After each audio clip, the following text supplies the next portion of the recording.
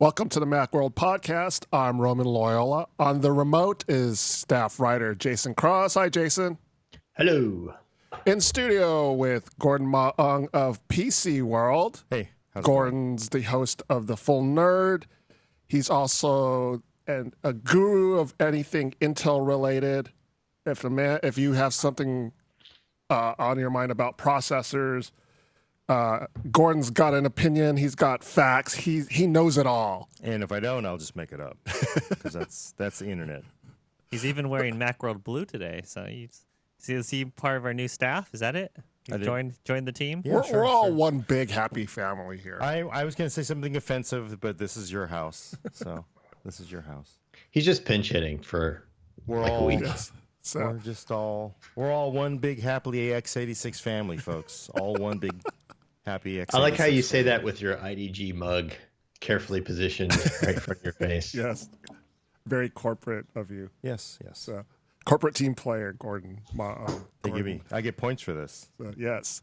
And that disembodied voice you heard earlier is the most important man in the room, the man I call the most important man in the room, Dan Masuoka, our video producer. Because he can cut you No, off. yeah, not disembodied. I switched to myself. Oh, so they did can you see? me. I didn't see that. So I should have a camera or a monitor for you guys. okay. And the reason why, as Gordon may not know, I call him the most important man in the room is because he is monitoring our YouTube and Twitter feeds. We're live on those two venues. If you guys got any comments or questions about anything Apple related, but let us know. Dan's taking a look at those. He'll chime in and let us know what you guys are thinking. Today's topic is, well, I was going to talk about Emoji Day and how Apple posted somewhat creepy emojis. It was intentional creepy pack? Well, it was creepy in that they put the emoji heads on top of the bodies, so there was a real neck. Oh. And Jason, I actually didn't notice that. I think Jason pointed it out, and I was like, "Oh yeah, that is kind of." Yeah, they did their Memoji thing Right. for their corporate bio page. I And have a horrible newsroom joke about this later, but it's not appropriate now, especially in this environment. So Headless. This is a headless joke, but So that's what I was planning to talk about this week, a whole show about Memojis. But then something happened with the MacBook Pro. So today we're going to talk about the MacBook Pro, the saga of the 2018 MacBook Pro. Yeah, so what happened? Wait. Do you think this is intentionally done to create, because there's no such thing as bad news. Right. Oh, you think this is a media? Because you got to have a good crazy conspiracy theory thrown out there.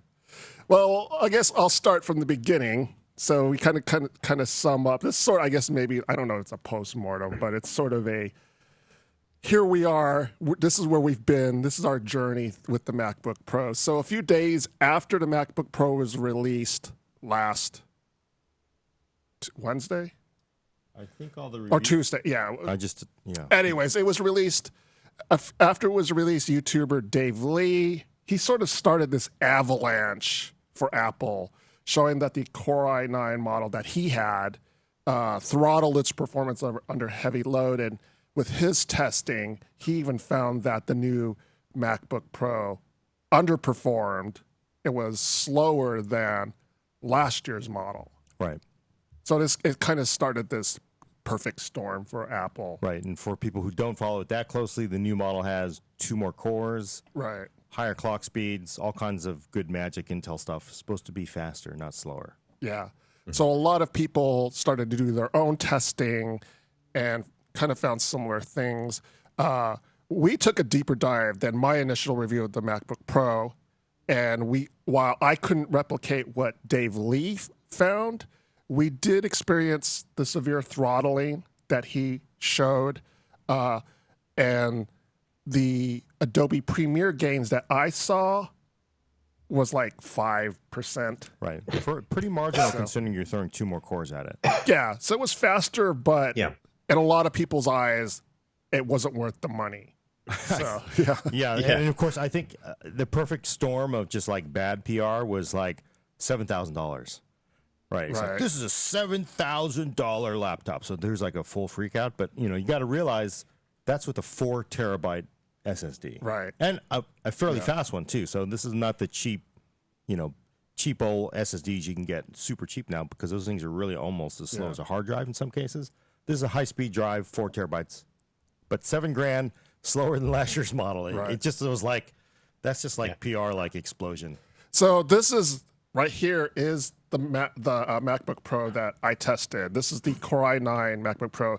The model that we tested, I think it prices out to $4,700. So it has a 2 terabyte SSD, not the 4 terabyte. 32 gigs of RAM, or 32 gigabytes of RAM. It has the Core i9. Wow. So for people who, if you haven't shopped on Apple's website, you have 2 standard configurations to choose from, and they're actually with a Core i7. To get the Core i9, you have to do a customized order. Okay. So if you just do the processor, I believe it's a $300 jump in price. So it goes from, I want to say, $23.99 is the base? With the i7 or with the i9? The top end with the i7. Okay. Yeah, I I think that sounds about right. I think it's like 3 with the i9. or maybe it's $27.99. Yeah. Anyways, it's an extra $300. Not cheap by any stretch of the imagination. Right. So that's the one I tested. So in the meantime, the internet kind of blew up with coverage of this. Other YouTubers saw Full freak out. saw the same thing. There were lots of Reddit postings about it. Some people in denial. Yes. Let's be honest. There were people that were full on in denial. Well, this is impossible that 2 plus 2 is 4. Who do you think those people are? I think people that just want to jump to they have like a reflexive defense mechanism. Yeah. And it's not, people really should sit back, look at the numbers, before they do the both freak out and the full, oh, you're wrong. Because, one of the things we heard was, well, you shouldn't be using Premiere, right? That was one of the common defenses. Yeah. Like, if there's a problem with Premiere, you should be using Final Cut. But, and in a more general sense, one of the excuse that was given is, well, the software isn't optimized yet. Yeah. So that's, and that's kind of... Yeah, and that's an excuse, too, because in this world, it may never get optimized. You think they're going to come back and fix it? It's if you're a professional, this is the software that your company uses, your production company, whatever it is. You're not going to switch everybody on your production company to this one thing just because this has a problem, this one piece of hardware. It should work. It should work with Premiere. It should be slower than the previous this is model. Right. This is for whom this product is made are exactly the kind of people who use this. And I saw a couple postings where people were like, well, yeah, Premiere sucks, but on Final Cut Pro, it's really great. And then it's like, well, that's what? The solution is to move your whole shop over to Final Cut Pro? That's not a solution. And wasn't it 9 to 5 Mac that they did a Final Cut render, and it was slower, I thought, too. They were actually able to replicate. That, yeah. I mean, that's the thing. And there was another prominent YouTuber. I'm sorry, I don't remember his name. He ended up showing that I think his findings were similar to yours, where it was also faster too, slightly faster. Was that Jonathan Morrison? Jonathan Morrison, right? Mm-hmm. I don't think he didn't have the same results that Dave Lee did. Right. And of course, people then wanted to blame Dave Lee for all this, but again, he is just not some dude. He's been doing this a long time. He knows what he's doing. So everybody was wondering what's wrong with them and whether Apple could fix it, and then lo and behold, they pushed out a fix. Yeah. So what happened? So just more of behind the scenes. So, we were doing benchmarks. I spent the weekend benchmarking this machine with Premiere and a bunch of, 3D rendering apps and things like that, and doing different settings, doing different things. Like one Redditor said that they got better results using Volta. And Volta is this app that allows you to kind of adjust the voltage that your processor is using, and if you set a limit. So, and that actually did help a little bit. So we was doing all this stuff, and then Tuesday comes around, and Apple, as Jason says, puts out an update to macOS 10.13.6. It's officially called the macOS 10.13.6 supplemental update. So, and this update specifically addresses that particular problem, and Apple admitted that there was a bug in their firmware. So, Yeah, the exact quote, I won't read the whole thing because it's long, but they say, following extensive performance testing under numerous workloads, we've identified that there is a missing digital key in the firmware that impacts the thermal management system and can drive clock speeds down under heavy thermal loads on the new MacBook Pro. And then there's, we've issued a fix and there's some marketing about how much faster it is. Yeah. So Gordon and I found that interesting. We had some theories about, they specifically bring up a missing digital key. Right. And we think this may have to do with the way that the T2 processor locks down all the SIP, it locks down the firmware. If you have to change a value, you need the key. You need a cryptographic key for the T2 to do this thing, or you need to unlock it and stuff. It could be that because their process for updating firmware on the Macs is different than it was, say, for last year's, where they had the T1 and that didn't encrypt and control this stuff. They may have tried to push out an update on these things in production that didn't have the key included, so it was rejected and left them with a bunch of PL states, a bunch of power states that were defaults, essentially. Yeah. Right, and that's one thing. One of the most plausible explanations. There were many. I had a few. They turned out not to be entirely correct. The one that made the most sense was there's one poster on Reddit who said the PL states for the MacBook Pro they're just off the chart. They're basically, I think they basically set it for 125 watts. So there's basically a limit that you put on the CPU for where you should stop before you start to overheat everything. I will say I've seen on 8th gen Intel chips, I've seen everywhere from 45 watts, which is what you'd expect, up to 70. And apparently, according to the one Reddit post, it was 125. Right, so the chip would overheat. Yeah. It would overload the voltage regulator module, and then it would crash. So that's why we sort of saw that seesaw of clock speeds. And he was able to set the correct PL states, PL1, PL2, and then he got way more the performance you would expect to see, and that made everybody sort of said, this must be the problem. But I will say, right, Apple told us, and Dave Lee apparently too, he says, Apple says it is not overheating VRMs. But, that could be sort of some language, because the VRMs are not overheating. They're just being used incorrectly if that PL state isn't set right.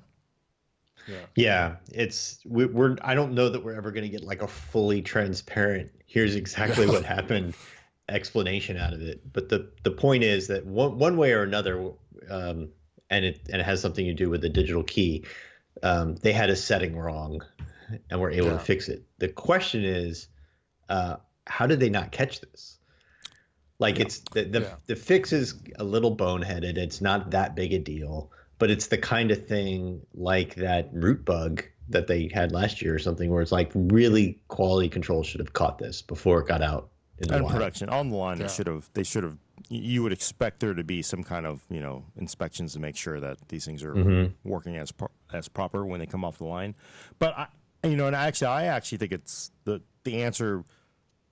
If this is true, we'll never know. Jason and I, that theory that they just had pushed out.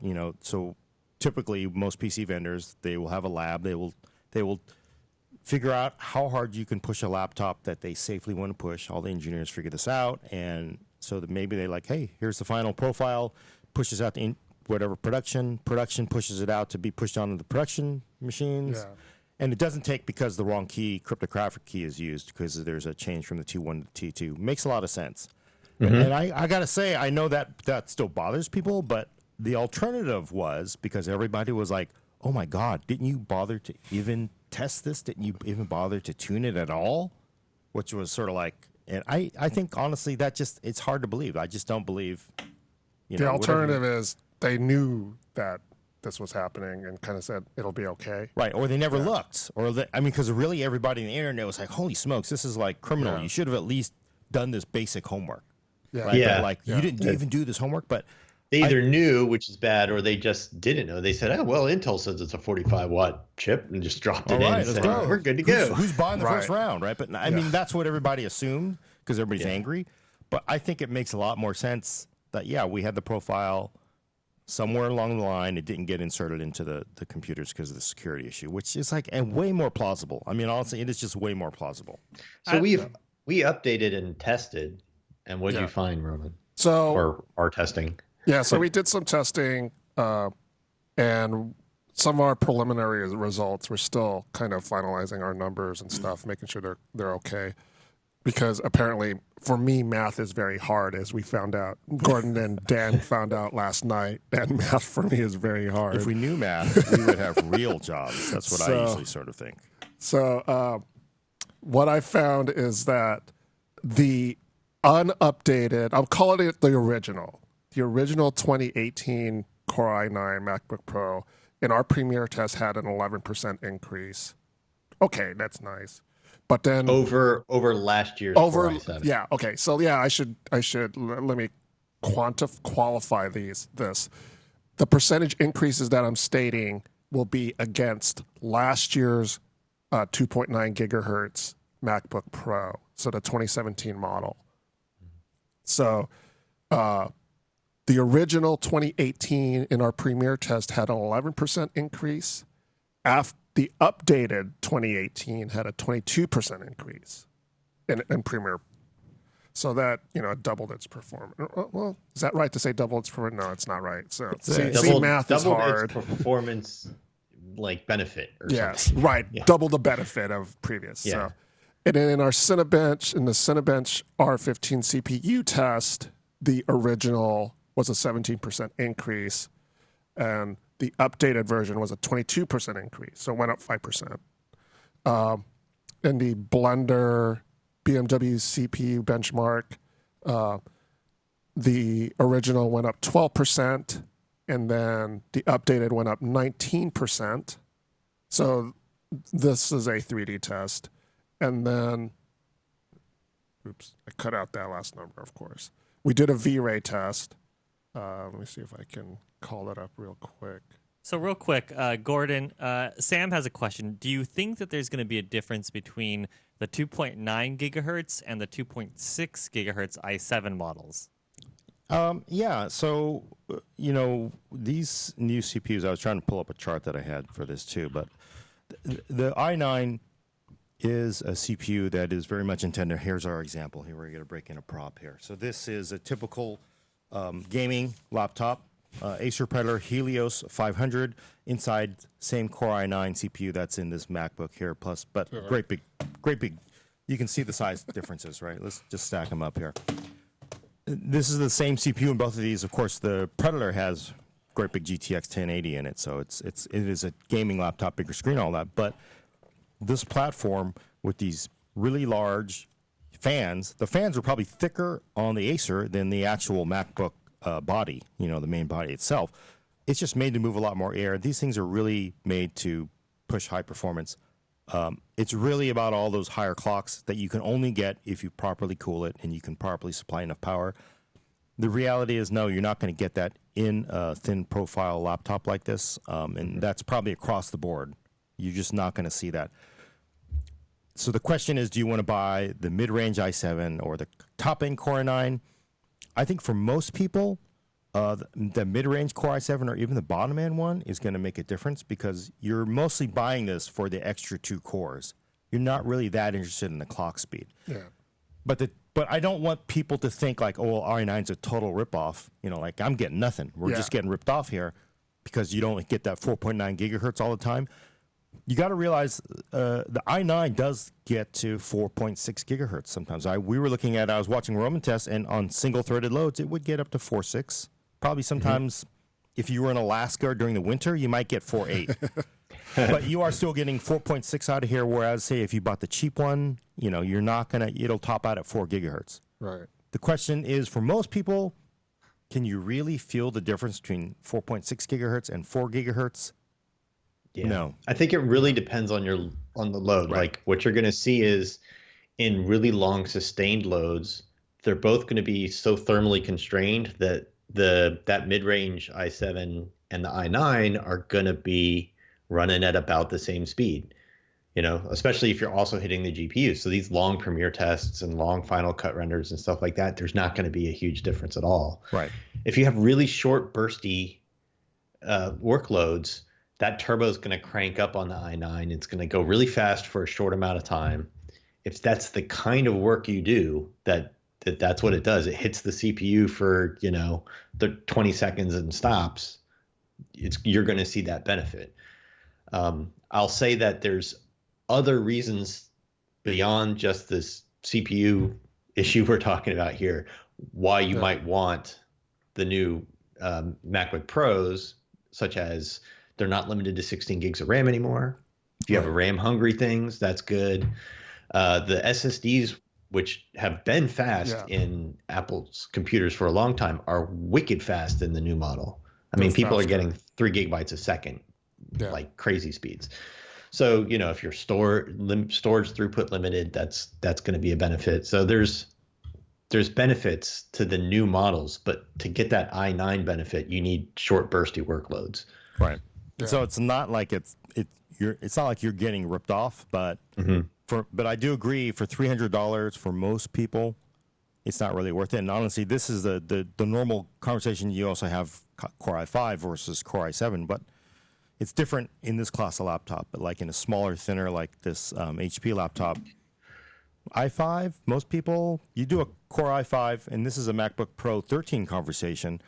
The Core i5 Kaby Lake R, which is a quad core, versus the Core i7, most people are not going to feel the difference in the workloads that they're doing, because you don't get those really short burst loads as we were talking about. But you know what? It's not like it's slow in the i5. So for most people, it is not worth it. But a lot of people do like, I want 7. And we've been talking about the Core i9 a lot because that's what we're testing, and that's the worst offender. But we should mention that this firmware issue happened on all the 2018 MacBook Pros, including the 13-inch, which goes from 2 cores to 4 on all their models. So you could potentially see really good benefits with these heavy workloads. Right. But the i7s and everything too, they're not getting hit as bad as the i9 because their base speeds and turbo speeds aren't so high. So they're not falling as far, but they were really jumpy and spiky and all messed up before, and this new firmware smooths them all out. Right. And I've got a chart. I don't know if we can show. I don't know if we can even get it. Does it even show up, Dan, if I show this chart? Put it in front of you. I'll put it in front of me. Okay, we're going to do this. This is a cool feature, right? So we're going to do this. So not to the side, because that's where Jason is. Can you see it? Yeah. But so what I want to point out is, so this is a chart where Roman had done tests in Cinebench, and you can basically change Cinebench to use 1 thread, 2 threads, up to 12. And he basically did testing of the MacBook Pro updated with the updated firmware. And I took data from a review of an MSI gaming laptop, 4-pound, pretty amazing GS65. And I just want to see, well, it was a little weird because you're going from, Windows versus OS 10 or Mac OS these days. But I just wanted to see what you're getting. And you can see, and obviously the MSI is faster when you're pushing all of the cores because it is a gaming laptop. It's just got a beefier cooling system overall. But down here, the MSI is actually slower by about 4 or 5%. And that is because it has the bottom end, the 2.2 gigahertz, as they call it, the 8750. That's in the cheapest. So you definitely, you're giving 4%, and you can see it. It's sort of it. And the way I've been sort of telling everybody to select the processor on the Windows side is like, if you sort of work up here, you really, a lot of your threads are rendering, video encoding, you want more cores. But if a lot of your work is really like single threaded and stuff, and you're just doing, Word, Office, a lot of software developers don't really need multi-core. Yeah. They're probably not doing the full compiles in their laptop, right? So you don't really need that. You could just sort of exist over here, and it might be worth it to have that i9 or an i7 over an i5. Yeah. Just a point of clarification. The 2 MacBook Pros without Touch Bar are essentially the same models as last year. So they weren't affected by this. Right. Yeah, still Kaby Lake and still. Isn't there but I thought there was isn't there a 2.2 version though? Core i7 8750H? Yes. There's a 2.2 and then a 2.6 or whatever. 2.8. Those are the Touch Bar models. Yeah. Yeah. Oh, so they're Touch Bar. Got it. It's a weird kind of break in their lineup. So so the non-touch bars don't even get the CPU upgrades at all. They're still rolling Kaby Lake. Yeah. Okay. So they don't get that. Issue. They didn't get the new display with the True Tone. True Tone. Right. And they don't have full like the new MacBooks. All four of those USB-C ports. Those are all Thunderbolt 3. Yeah. It's the new Thunderbolt controller.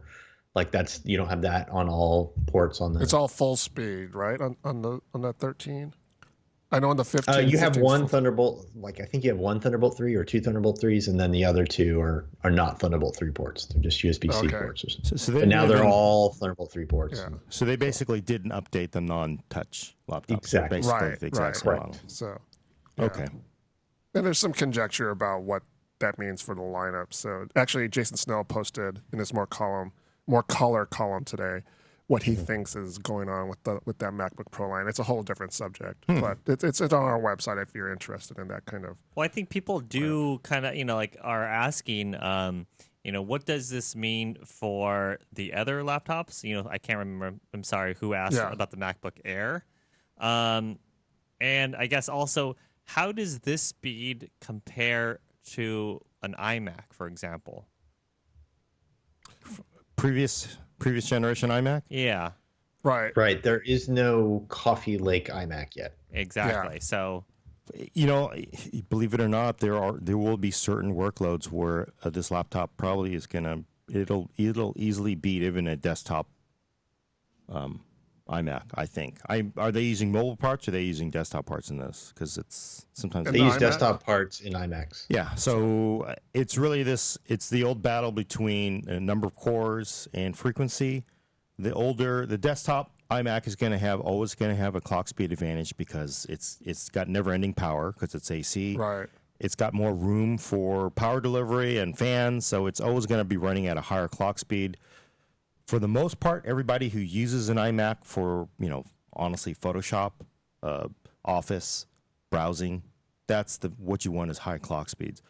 If you're going to be doing, V-Ray, I'm pretty sure that if you're doing a full render that is a 3D render, this will probably smoke that iMac, even though at 1 gigahertz in clock speed does not always beat. It does not get you what you would expect versus 2 more cores and 4 threads because of hyperthreading.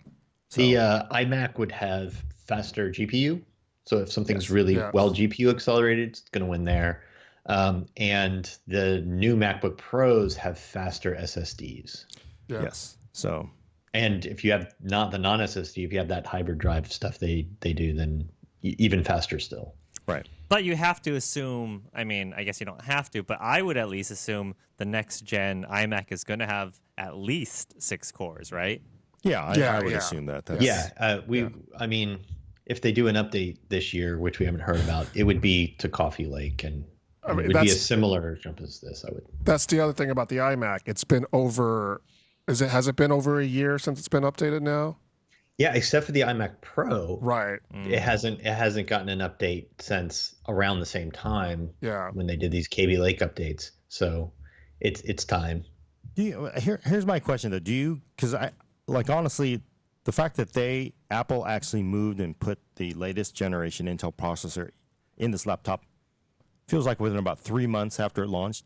To me, that's like breakneck speed over what have gotten used to with Apple and updates to Intel parts. Because usually what happens is Intel announces new CPU, and you basically have 25 new Windows laptops that are based on that. And then a year and a half later, Apple may or may not do that. And for them to do this in 3 months is like it kind of feels like that, but it's not really that delayed. Like last year, Kaby Lake came out a little earlier than Coffee Lake last year, but typically WWDC they announce new Macs. They're ready about a month later. This year they didn't announce them at WWDC, but they were still ready a month later. Yeah. So I think the time was compressed a little just because Coffee Lake came out in April instead of February or something. But it's still pretty much the same time of the year for Apple.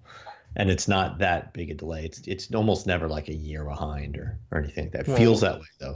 Well, would you say 6 months? Because I mean, I don't know then why 6 everybody's months complaining. at the 6 months at the most for the first models. But like we said, the iMac still hasn't been updated. So where's those? Yeah, it's been 13 that could months. be a long time. Well, what I'm wondering is I guess I'm being optimistic, but this is an indication that Apple is going to get more along the lines of Intel cadence, despite all the ARM rumors, whatever. But Apple's going to go, yeah, we're going to be closer. We're not going to be like PC OEMs and snap that out the next day, but we'll be more in tune with their roadmap. No, you don't. You guys, I don't think doubtful? so. This is the same time of year they would normally release these things. So I just think that. So we're just listening to it wrong, is what you're saying? I'm just saying Coffee Lake came out wrong. Coffee Lake came out a little later in the year than the normal Intel refresh, so it feels compressed. But we normally get new Macs in July-ish. So I have a couple more questions. Sure. Updates. Blue Gray on Twitter is asking if the memory controllers are the same as the iMac Pro. And then the other question is from Tom on Twitter or YouTube is asking if the MacBook Pro, how does it compare to the XPS 15 and also specifically with Adobe? Who's go first? You go first, Well, Gordon. the memory controller, I don't think we know that information. Yeah, I think of the IMC. What the heck is in the current MacBook Pro? Or what's So in the current Mac Pro? It's the iMac Pro's memory Skylake controller. X? They're using Xeons and they're using ECC memory. Yeah. Yeah. But So I mean, the that- IMC is probably the same. So But yeah, I don't think you're going to see kind of a performance difference. yeah, It's this not. is DDR4 2400. I think so. Yeah. Yeah. They don't tell you, but They I don't think so. say. Yeah. but So remember the memory controller is not on the motherboard like it was 10 or 15 years ago. It's actually inside the CPU now. So Right. it is what it is, and I would say the memory controller is very similar to, if I don't know what's in the current Mac Pro, but Skylake X, kind of like that kind of. the current iMac Pro is the latest Xeon, Yeah. Yeah. the 18 core up to 18 core Up to Xeons. 18, yeah. Yeah. So It's going to be a similar memory controller. ECC shaves off a tiny bit of performance, but not yeah. a ton. It shaves out a lot of your money too. Yeah, it does. And as far as MacBook Pro 2018 versus XPS 13 or 15, I got to say I have not seen a Core i9 XPS 15 yet. I'm expecting it soon. I think it'll be interesting. Again, I think it faces the same limitations, and I've seen some people that have seen it, and they said it faces the same limitations. It does also not reach the full potential of a Core i9. No kidding. Not a big fat laptop like this. But I will say, for your question to Premiere, it does use a GeForce card. I think the current one, the new one's going to be a 1050 Ti Max-Q card. Adobe started GPU encoding with NVIDIA, with CUDA, back in the CUDA days. It was all, in fact, it would only work before there was OpenCL, before AMD ATI got in the game. So it generally, and you can look at the test, it's really fast on GeForce, on Windows, in CUDA. So versus this Radeon in here, because most of you are going to be doing GPU encoding, I'd say it's probably going to whip this thing silly because of that GeForce card mostly. Not necessarily because it's CPU. That'll help a lot. I mean, there's a lot of CPU. Right. It hits the CPU and the GPU really hard, but I think that system might have better cooling, maybe. Yeah, it's slightly But bigger. it's definitely going to have a faster GPU. Right. And that could be. Yeah, this is a Radeon 555X or something.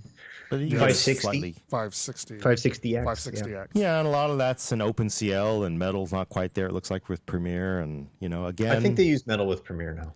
yeah, they use Yeah. it. It's an option, but it's probably not as well developed. You got to remember. I mean, again, I think it's the default since last year or something. Since an update last year. Yeah, I can see that, but I'm just saying the quality of There's not an optimization. of the Speed? optimization. Yeah. A lot of that. I don't know.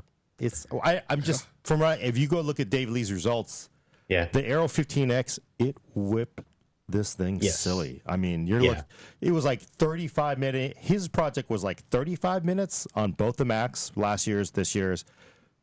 And then he did it on the Aero 15X with a 1070 Max-Q, which is a beefy gaming GPU, and it was like 7 minutes. I was like, oh yeah. And I got to say, when I do CPU tests, I do GPU encode and CPU encode. Same thing. You're looking at, I mean, it's huge. It's like CPU encode up here, GPU encode down here. It's just stupid different. But he's also using 5K raw footage, and that's probably a big part of that too. Yeah. Do you think that this MacBook Pro is underpowered as far as the GPU goes? Well, I mean, it all depends on how you define underpowered, right? Really, because I mean, you're looking at this is a laptop that is, I'm a PC guy, but this thing is stupidly thin for a 15-inch laptop, right? This thing is just incredibly thin.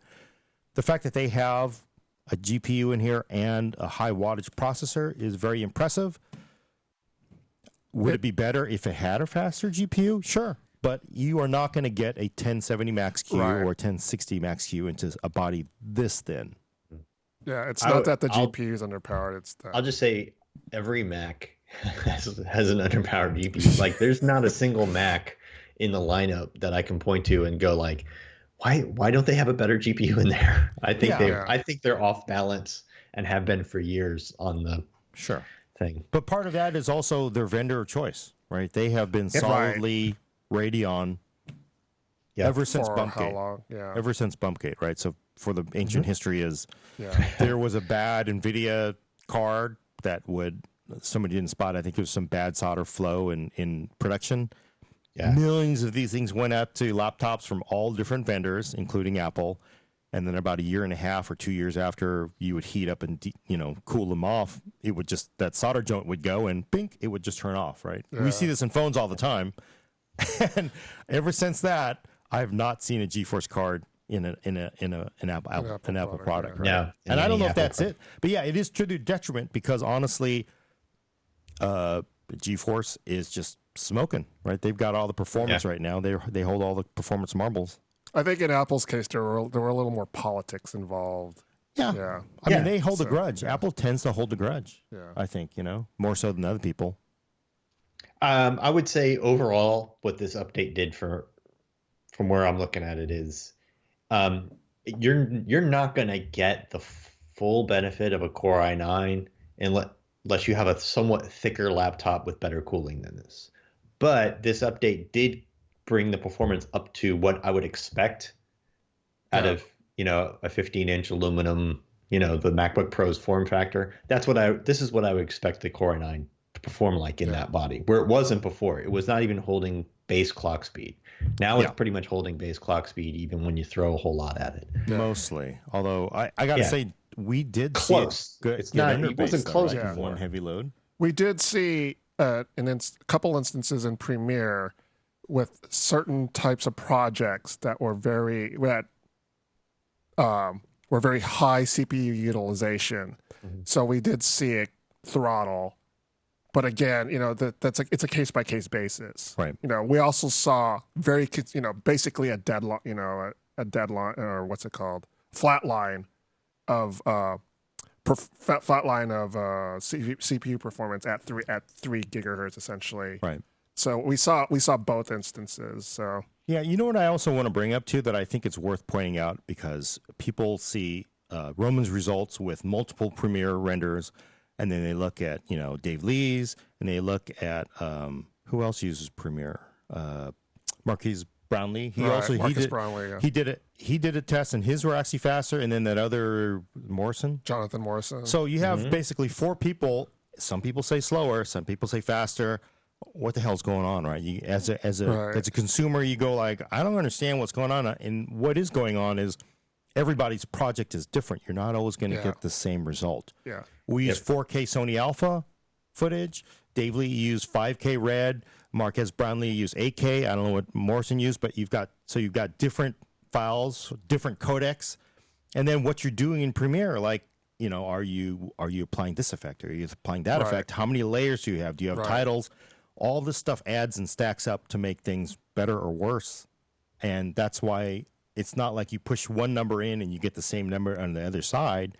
And Premiere is basically cobbled together with many, many different codecs, a lot of them from Main Concept from the old days. you push it in there and it does a certain thing. It comes out a different place. It just, so that's why the results don't all match up. And it is very hard. In general, though, I got to say it's faster.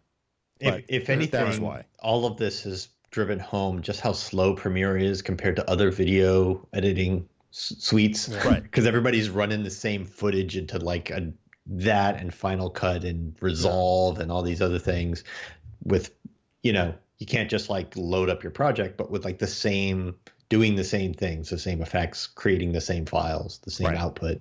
And Premiere is so slow. It's like more than twice as slow as some of these other things. And it makes you go, God, Adobe, come on, you got to get on it with the Premiere rendering output. The thing is, of course, people say, well, Final Cut, it's like, you want like a good example of like some brand new feature that is implemented by somebody, either, NVIDIA or Intel, like CyberLink and Power Director, which is like a consumer level, $99 NLE. Like if there's like QuickSync, we've had that we had that in 5 years ago, right? Like, everybody's all excited about QuickSync now on Premiere in Intel. It's like CyberLink did that. Like we did that year. Like every time they're just on it. But it's also because, you know what? It's just consumers. So who cares? I mean, I got to say, like, you would think like Adobe's you're looking at tens of millions of dollars in development, but you also have a professional consumer base or professional base that they just can't we're going to change everything. Right. You can't just you can't dig up all the streets of the city and say, we're going to fix it, because it's like, what are we going to do for 5 months or something like that? I think it's a really difficult position for them. On YouTube, Swiss Data Hoarder says, have you tried the MacBook Pro with like a line dock cooling dock system? Is there a way that you could cool it from, Yeah, I wasn't able to find like a walk-in freezer or something like that. Or, just like those old-fashioned, laptop coolers. That we used to have some of those things sitting around in the office, but we cleared out a bunch of stuff. Nobody ever wants those things because they're ridiculous, right? So. I think the username was appropriate because a hoarder. So hoarders would have some. I wish I had one now, because it's like it'd be good for some testing. I might have one at home that's collecting dust, so it'll definitely be something I'll take a look at. I'm curious. I mean, those things are basically just like fans you sit your laptop on. Yeah. I'm curious with a design like this where it's aluminum, the vents are just in the back. It's not really getting more air through over the heatsink or anything. It's just cooling the outside of the aluminum. Is that still going to provide much benefit? Because the aluminum is a big heatsink. It's a big heat spreader for the system. But the aluminum body. It doesn't. You're not going to get that much heat buildup to make a huge difference. It might. I don't think so. 1%, which is the margin of error, but. But if they're not like putting it in the freezer where, the air that you're circulating is so much colder. And but here's a fun test. Run this on a flat surface, which is where you should test a laptop, and then put it on your blanket and then see what happens. Oh, yeah. That's always really fun. Do you think if they had something that could line up the vents and force more air through, that would do anything? Yeah, I would help somewhat. I mean, it probably help cool off those VRMs a little more, right? Yeah, anytime you can move more air through is good. But these it's like a 72 El Camino with the air intakes in the front. And I of course I'm laughing, but for people who don't know, there have been gaming PCs made like that. Asus particularly made a gaming laptop that was water cooled. So it was like this big, and then it had this great big ass of a water cooler, and you would dock it to it, and then it would liquid. I know people get angry because they say, water. Okay, whatever, it's liquid. And then you dock it to the radiators and everything, and then you had these self-sealing valves, so it didn't leak. I took it off. You maybe got a drop once in a while. But that's not really practical for most people. You also brought up, in our conversations, you also brought up the thermal paste. Yeah. Yeah. So, and I don't know. Can you explain? So you basically, and of course, if you're used to a desktop, you have a CPU, and on top of that, they put a protective layer. It's called a heat spreader. Laptops, there's no heat spreader, which is a piece of copper. It's just simply the actual bare CPU die. And what they do is on laptops, they have a heat pipe that then clamps down onto that. But between that, to fill in the little nooks and crannies, just like an English muffin, they put a little bit of thermal compound. And that thermal compound if it's good or it's bad, really can make a difference in cooling. A lot of, Right. overclockers these days, they swear by liquid metal. There's all kinds of really cool things you can. So like people like, if I desolder that or I remove the heatsink and then I put on thermal metal, will I see better performance? Yeah, you probably will. Actually, it'll be better because Apple is not going to go out and buy $35 worth of liquid metal, right, for your laptop. At the same time, you will also have heavily voided your warranty. So yeah, some guys have done this on previous MacBook Pros out of warranty, I guess, and have seen really good, 10 or 15 degrees C lower temperatures, right? Which in this case would let the turbo boost up a lot more. But everybody's nervous to do it with their $4,000 plus MacBook Pro. I would not advise against doing that unless you can deal with this. Like, hey, I killed it. There goes my $4,000, right? They will not honor your warranty if you dug in. They definitely will not. So don't try it at home unless you're out of warranty and, you want to try it. Somebody out there will do it. We'll find some Reddit thread or something where somebody was crazy. Oh, and, there's risk. There's really inherent risk. It's liquid metal, right? Mm-hmm. So it is. So sometimes they'll use compounds that are non-conductive because if the person building his laptop is a little lazy and gets a little bit on something, it's fine. But if you have some flow from liquid metal down to something that is not good, then that's the. And laptops in particular get oriented every which way, thrown in your bag, all that stuff. So you just gotta be real careful with how you apply these things. Yeah, and this is not. People have done this to other laptops and GPUs and CPUs. So is it worth it to you? Up to you. So we took a poll on Twitter asking if the MacBook Pro throttling controversy makes you hesitant about buying a new Mac in general. Excuse me, sorry. And the results to me they're surprisingly close. So 46% of people who voted, it was about 744 votes. 46% said yes, it does make them a little hesitant about buying a new Mac. Yeah, I can see that. But also people were commenting that the prices are just too high for them right now. So separate from this particular issue, there's other reasons I wouldn't buy one of these. Yeah, they are very pricey. Like I'm I was waiting saying, for them to fix the keyboard. Right, there's the keyboard issues. They did fix it. It's got the I'm not talking about dust. I'm talking about its feel, its function. It's still that little low, no throw, loud. Right. They say it's quieter. It's really not much quieter though. It's still pretty loud. It's still kind of a throw. It has a distinct. I had an epiphany because I sort of assumed that 100% of people really did not like these keyboards because I absolutely loathe the butterfly keyboard design because it's just like it hurts my hand. It sounds like everything's angry. It does not work for me. I hate the thing. I just absolutely hate it. And I was like, if you like it, you're lying. But so Leaf, who would normally be sitting in the seat, he loves it. He really, and I was like, it really is like, oh my God, he's not lying to me. Like he really does like no travel. He does not touch type either. Yeah, he doesn't touch type. And also, he does a lot of writing on the iPad. So he either uses the on-screen keyboard or he uses an external keyboard, which is, iPad keyboards. They're not, they're also kind of a little hard. So he's somewhat acclimated to that kind of keyboard. Not that, there are external butterfly keyboards, but I guess the feel is somewhat similar. But I just like it. There are legitimately, I know it's really hard because it feels like 99.9% of people hate the keyboards. Yeah. It makes me think, okay, maybe some people, it does work for them. Well, it makes me feel like the fact that Leif likes it and his work patterns is what Apple is targeting. Right.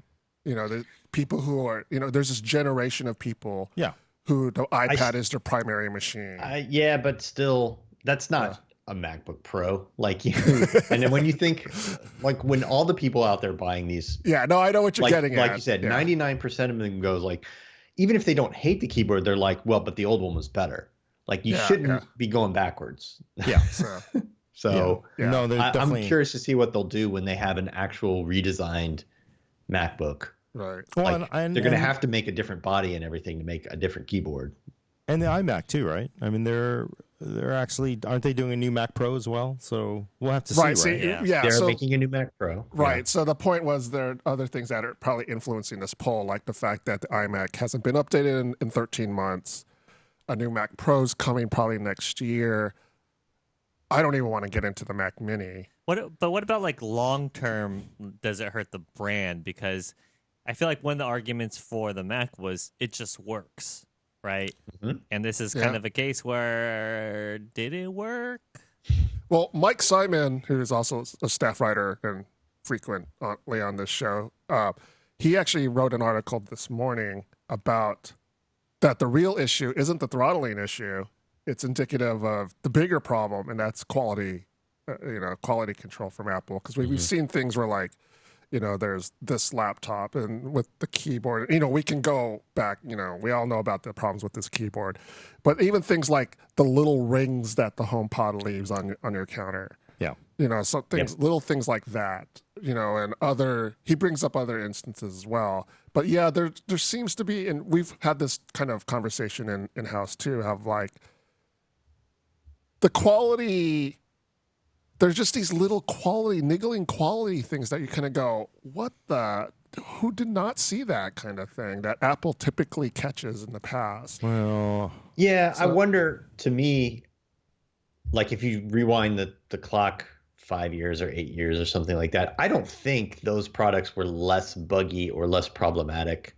They're selling a lot more. They're selling more all the time. They're selling more MacBooks. They're selling more iPhones. The same percentage of faulty things or the same issue impacting the same percent of people and stuff like that just represents a much bigger thing of people. So the difficult thing for Apple is that they need to be better than they ever were before. They can't just, as you grow and sell more things to more people and stuff, you just can't have the same failure rates, the same mistakes and things that you need new processes to catch more things, more little things, more before they get out there, because like you said, the public perception starts to really run away with you. Yeah, no, that's a good point, because I mean, they're in a lot more consumers' hands. Mm-hmm. And we know in reality you can't test for every single situation, but there's some that they just, if you step your game up, you could catch it. Like you would think somebody would have said this, whatever that base of the AirPod, whatever it was would interact with certain wood. Yeah. HomePod would interact with wood surfaces or so. But I mean, they've had the same. I mean, people. I think as coming from the Windows PC side, we see a lot of things. I've seen a lot of problems over the years that people just simply ignore. They would like, oh, it's not a big deal. Like, it's like, I remember those Macs where you got the weird white blotches on the screen and the bodies that were literally warped from the heat. But people just, in the old days, they just overlook it. Today, they're just, I would say the Mac audience is just less inclined to let them, and the Mac audience in particular is less inclined to say, well, let it go. Because they really don't feel like they're being serviced. Yeah. And, it's also just it's when you have a problem with one thing in a horde of products versus this is the one product. If you buy an iPhone, they're selling, a couple 100 million iPhones a year. It's the iPhone. There aren't easily as many problems with Android phones, but spread out among however many, like many, many, many phones. There's no way you're buying a Galaxy S9 and it's not having firmware updates to fix bugs that, but it's, they're selling 10 million of them or whatever the number is. It's not the Android phone. There's so many. So it doesn't get, the problems get spread among a lot of brands, along a lot of models. And that just doesn't happen with Apple. It's all concentrated into one brand. Yeah. And I think that makes them seem like they're happening more often. And Tom on YouTube is saying that low travel keyboards are not backwards. That's your opinion, man. Most people like, I like the Lebowski reference. I added the man part. But most people like low travel keyboards. We should do a poll on that. I'd be curious to see. I would like to see. Well, I mean, I've only I swear to God, Leif is the only person I've ever met that really legitimately likes it, and I really feel like there's really people who like them. And there's low travel and there's low travel. Right. Like your wireless keyboards for iMacs and the old keyboards on MacBook Pros, those were low travel compared to like a normal desktop keyboard, but they were pretty good. Right. I liked them a lot. That's nothing like the mechanical keyboards and stuff that you see out there in the PC world with, yeah. And then there's the Butterfly, which is really low travel. Right. Yeah. I mean, I'm using a 2014 MacBook Pro, and one of the main reasons why is because I haven't asked IT here to upgrade me. But the other reason is I'm not running Premiere or anything like that. But one of the main reasons why I don't want to go to this is because of the keyboard. It's just that this keyboard just feels really nice, and I use this as much as possible. But yeah, I get sore fingers. Maybe I need to be not as heavy-handed, but I get sore fingers, and even like the key spacing feels a little odd to me. I seem to produce more typos on this keyboard than on the old keyboard. So yeah, it's just but I'm sure if I used it straight for like a month or even 2 weeks, I don't know, I would get used to it. But you're right. It's weird when I go to these press events and people are taking notes, and who has an Apple MacBook without looking, because that sound is just so distinct. Yeah, and it bellows. It's just kind of. And you always go like, "Oh man, that must be that's a harsh email he's hammering out, or she is like, must be like a breakup email or something like that." Dear and all John it is like, "Oh, remember, go to the store and pick up some milk," right? But it's always like, it's like popcorn going off. It's insane. So, well, anyways, that's the saga of the MacBook Pro. Yeah. Any last takeaways? Yeah, actually, I do want to point out one thing, and I, and again, this is crazy because people say like, I'm saying positive things here, but realistically, I will say what I'm seeing. I have only seen 2 Core i9 PC laptops so far, and the performance is a little puzzling too. So I've seen several Coffee Lake laptops. I've seen only 2 Core i9s. But my feeling on Core i9 is this is such a high performance part, so heavily based on tuning the hell out of it for power and for thermals, that the OEMs have to step up and do more work. Like I will say, what I'm seeing in an Alienware 17 R5, that thing just hammers. That just is just smoking fast. This Acer Predator, faster than the MacBook, but not exactly fast as I would have expected. And I think it's just really a lot of is the tuning the OEMs, all the PC and including Apple have to do.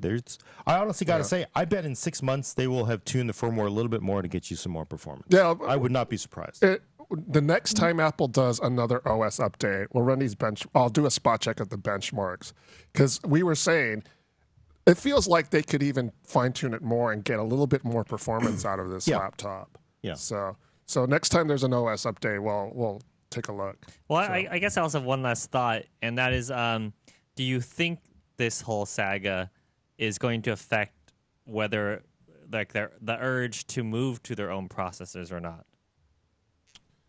I don't think so. Well, I don't think so. I think the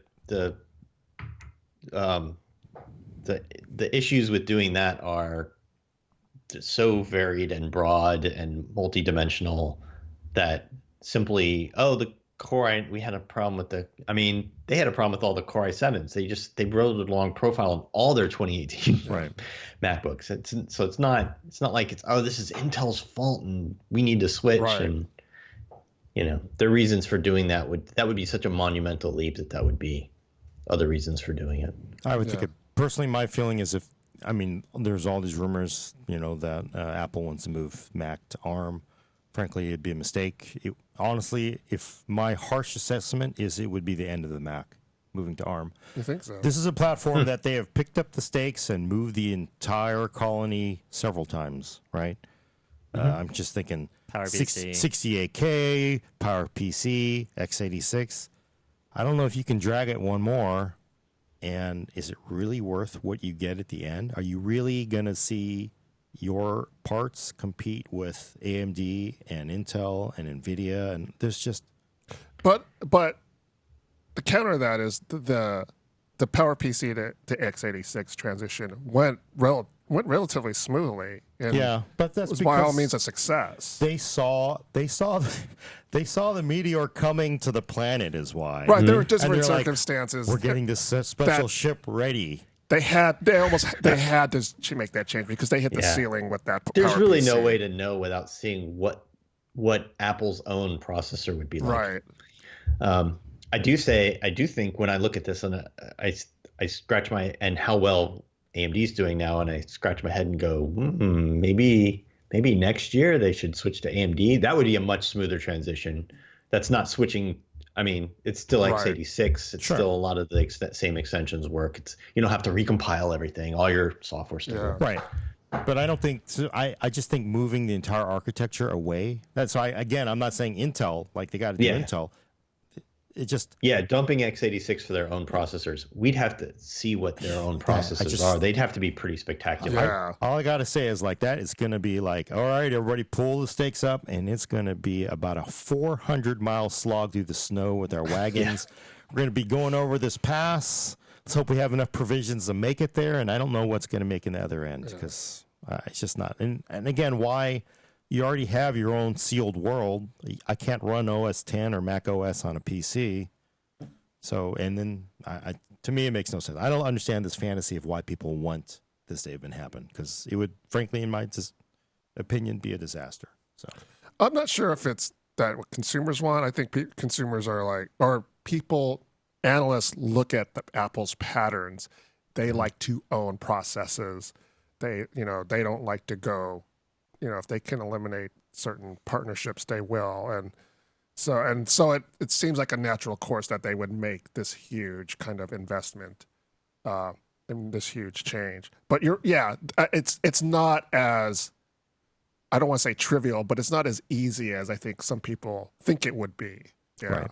Yeah. So. Like, I mean, all the complaining about Premiere on this. You think that's going to get tuned up to optimal performance on ARM in a Thanos finger snap? No, not going to happen. Not going to happen. So. And then you've got thousands and thousands of developers and apps that will just be left behind. Yeah. Well, on that note. All right, we can look for a positive note. I'm sorry. Yeah, no, it's like we're going to do a little bit more work on this particular article. I can probably sum up our findings in a follow-up article. It's fixed though, right? It's fixed. Safe to go in the water. The shark is gone. Yes. So so the bottom line is, if somebody's considering buying this laptop, what would your advice be? If the question is, what is the best performing Macintosh I can buy this laptop. If you use multi-threaded tests, you do encoding, rendering, any of the real heavy-duty production kind of stuff, it's going to give you better boost at the low end. It's going to give you more cores. This is a win-win for everybody on the Mac platform. And it's sad that the launch is kind of marred by all this hand-wringing over it. But it is a cost aside, it is a fantastic upgrade over what you have had before. And on the PC side, I've argued that this processor, in fact, is the biggest upgrade we've gotten in a long time because 5th gen, the 6th gen, the 7th gen, it's just been like yawn after yawn, maybe 5%, 6%, 10% best case. And you are getting 50% more, I guess Apple's claiming 70% something. This is a huge increase in CPU performance in these laptops that you're getting. So, hey, we're ending on a good note. See? Yeah. Well, if you have last year's laptop, maybe you skip this year. I mean, maybe 20% isn't enough for you to make an investment. Although, if you're spending all your time rendering and stuff, that's money well spent for you. Right. But, we saw that in a couple of pure 3D rendering benchmarks where it was a huge increase. 50%, 45%. That's nothing to sneeze at. Yeah. Although I got to say, if you get paid by the hour, don't upgrade. I wouldn't. Right. Still rendering out. Yeah. Keep that meter going on the clock. Yeah. So yeah, we'll look for another article, or probably I don't want to say the final word, but we'll finalize our results. I'll post those later this week. And I'm curious, are you going to update the official review? I will. Does it get a different score? Now that it's fixed, does it get the same score? I'm curious how it's going to affect the official review. Yeah, so as for the review, our policy, as I've come to learn, is that we don't change our initial verdict and score. but we can't update, our results. I actually need to, also run the previous benchmarks we did. I did Geekbench on this, so I've been busy focusing on the more harder benchmarks, but I need to run the synthetic benchmarks to see if those scores change. So I will be updating the review. Yeah, it has to be in there. Results. I can't see this overall changing the overall judgment of the platform itself. Again, this is a big improvement. It is, right, over what you got. Hey, you know what? You want more performance? Get a big gaming Windows laptop, but that's not the answer for people who want the best Mac, right? So, right. Yeah. So. Plus True Tone, more RAM. True Tone, more RAM. Faster SSDs. Quieter keyboard. Bigger SSDs. So, yeah. Quieter and dust-resistant keyboard. That's a big plus, too. That's an improvement. Mm-hmm. All right, so I'd like to thank Jason. Thanks, Jason. Thank you. Thank you, Gordon. Thank you for all the information. Yeah, very enlightening. So, thanks to Dan, our producer. Yeah, thank you. Thanks for joining the Macworld team, Gordon. He's drank the Kool-Aid now. Yeah. So I was nice. And I'd like to thank you, the viewer. Thank you for tuning in. Join us next week for the next episode of the Macworld podcast. This was episode 614. So next week we'll talk about more Apple news and rumors and reviews and such. So join us next week. Thank you very much.